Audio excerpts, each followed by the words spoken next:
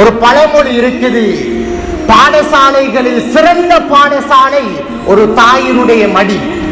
ஒரு தாயினுடைய மடி பாடசாலைகளில் சிறந்த பாடசாலை. இமாம் ஷாஃபி ரஹ்மத்துல்லாஹி அலைஹி அவர்களை வளர்த்தவர் யார்? ஒரு தாய். நல்ல முறையில் வளர்த்தாங்க, பின்னால் ஒரு இமாமாக மாறினாங்க.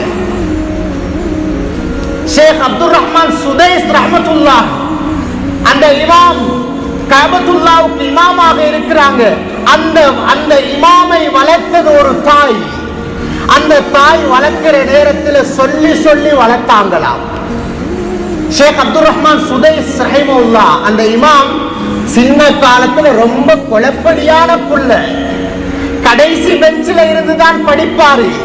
படிக்க போனா கடைசி பெஞ்சில இருப்பாரு, கடைசி வரிசையில இருப்பாரு.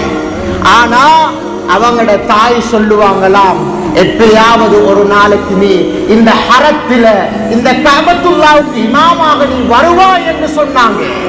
பாராட்டி வளர்த்தார்கள். தாயினுடைய மடி இருக்குகின்றதே, இது பாடசாலைகளில் ஆக சிறந்த பாடசாலை.